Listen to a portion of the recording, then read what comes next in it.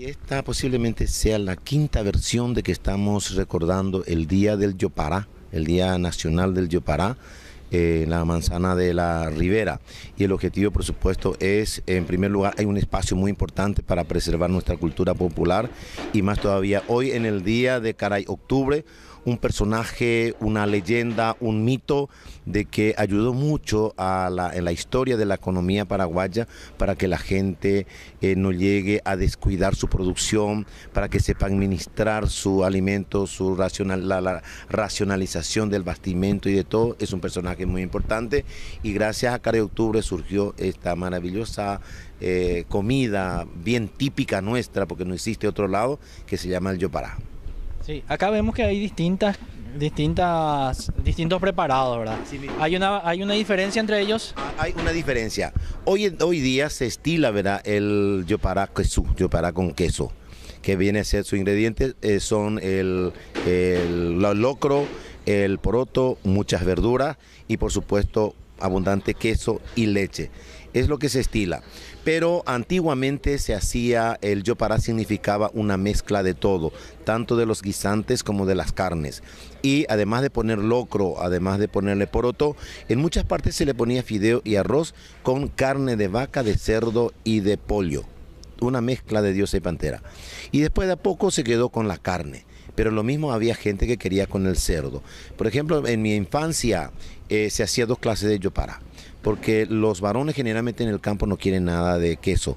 Dice que es de enfermo, dice que es de la señora y para el hombre tiene que ser con mucha carne. Entonces siempre se estilaba hacer dos. Entonces el propósito de ahora es hacer las tres versiones, como el año pasado, de este yopará. Acá tenemos, por ejemplo, acá tenemos una cucharona, por favor, señorita. Acá tenemos esta es el yopará con patita de cerdo y con chorizo, con patita, cola, oreja de cerdo, con chorizo de cerdo, por supuesto, desmenuzado y con mucho verdeo que va a salir, se le pone al final, porque esto está terminando la cocción y la preparación. Luego pasamos al yopará. No, ese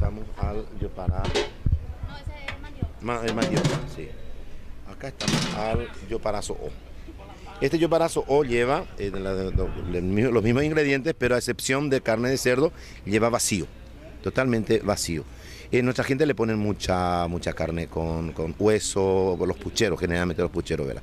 Pero como estamos en un espacio en donde no podemos utilizar tenedores, cuchillo y compañía, y que la gente tiene que comerse, ingeniarse en la mano, entonces por supuesto que solamente con platillo y una cuchara.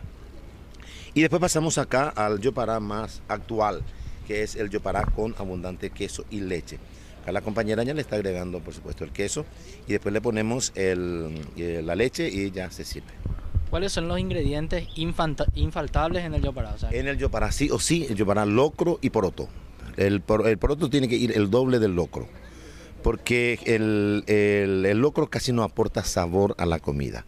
Sin embargo, el poroto por sí solo ya tiene sabor, ¿verdad? Y entonces para que sea más rico hay que poner más poroto. Y después mucho verdeo. Yo personalmente hago primeramente, al final se le agrega una salsa para no sobrecocinar las verduras, las hortalizas o los vegetales, porque lleva mucho tiempo de cocción el poroto y el locro. Y después se le agregan los demás ingredientes. en esta ocasión, ¿para qué cantidad de personas están cocinando? 600 personas. Para 200 personas cada ollada. 200 cada ollada. Y simultáneamente ahora estamos haciendo en la Plaza de la Democracia también como proyecto municipal. Y ahí es la misma cosa, el mismo menú, pero allá tenemos con jugo, tenemos con ensalada de fruta, pero allá se vende y acá es gratuito. Porque ya es una tradición de hacer en la manzana de la Ribera, hacer este yopará.